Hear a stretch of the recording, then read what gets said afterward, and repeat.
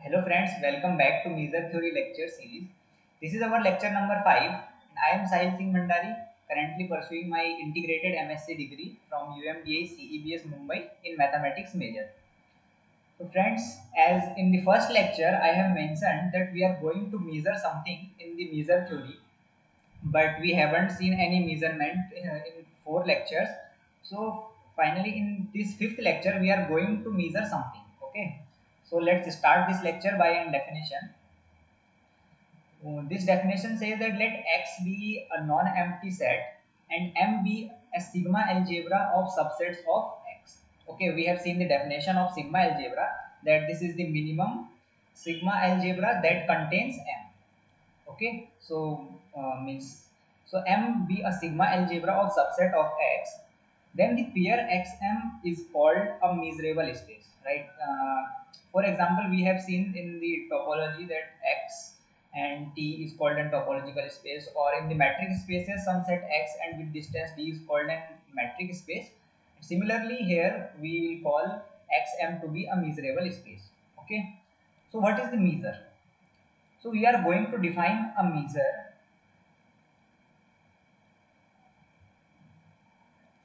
Okay, so we are going to define like measure is a function mu from m to 0 to infinity. This both side is closed. This closed infinity we mean that we are including infinity also, so that's why we are writing this close bracket infinity. Okay, so measure is a function mu from m to 0 to infinity such that it follows the following properties. First property is let Ej be a sequence in M. Okay, for all j belongs to natural number, such that all the Ej's are disjoint. Okay, so what do we mean by disjoint? Such that all Ej are disjoint. So disjoint means if we will take any two sets like Ej and Ei for I does not equal to j, then Ej intersection Ei is empty.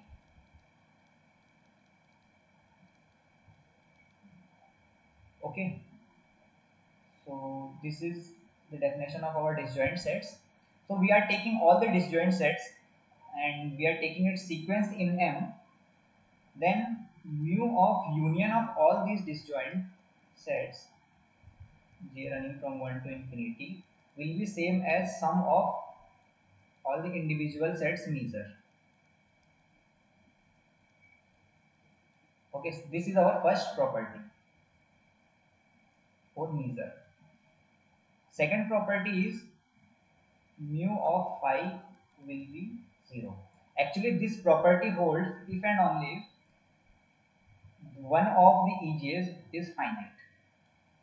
Okay, so we will prove this.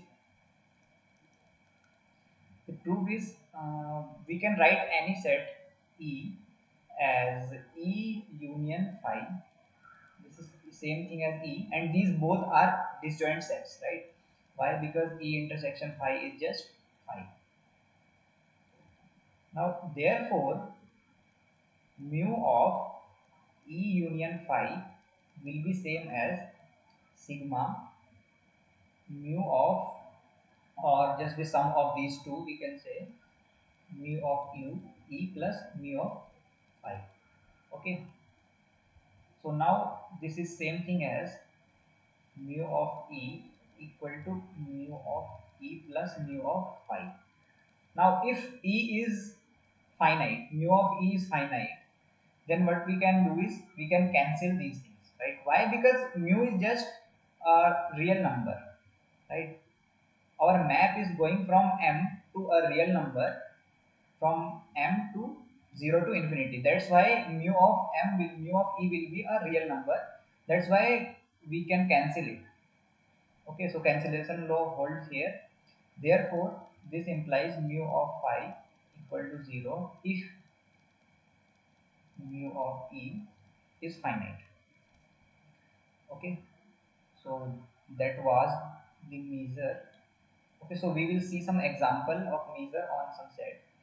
So this was the definition of a measurable space, and this we have defined the measure. Okay, now we will see some example.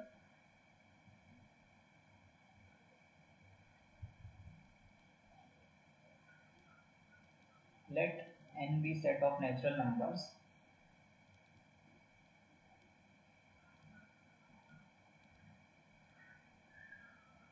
Okay, and m to be a sigma algebra.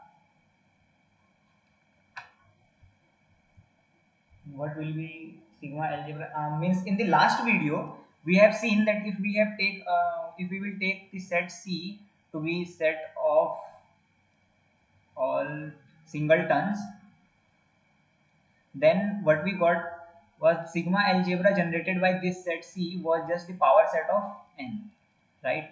So we will take that sigma algebra here. Okay, so let's take m to be power set of n. Okay, so what was the generator of the sigma algebra? Just the set of all the singleton sets. Right now we will define the measure on this set. Okay, our question is define measure on n.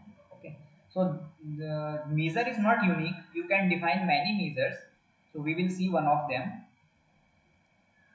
Like we can define mu of m to 0 infinity as mu of any set A equal to cardinality of A, where A belongs to n. Okay, so this is one of the measure, and why this is the measure? Because it will satisfy all the properties. Okay, so we will check these properties. Our first property was, if we will take a sequence in M, let AI be sequence in M such that all the AIs are disjoint.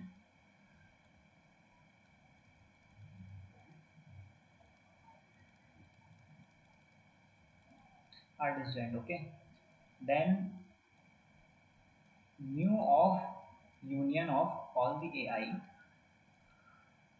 running from 1 to infinity, will be equal to what?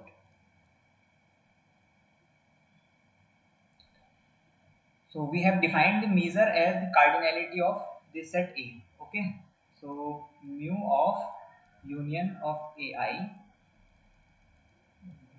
will be equal to cardinality of union of all the AIs, right? I running from 1 to infinity. So the cardinality of union of all the elements will be same as the cardinality of, means the sum of the cardinality of all the AIs, right? And this thing is nothing but mu of AI. That's why we will get mu of union of all the AIs to be sigma AI, I running from 1 to infinity. Okay, this is just set theory concept. You can see here. Okay, so that was the condition which we have checked, and now we will check the second condition, that is mu of phi equal to what? The cardinality of phi, that is 0. So both condition holds, and therefore this is the measure. Okay, thank you friends, hope you understand. Thank you for watching.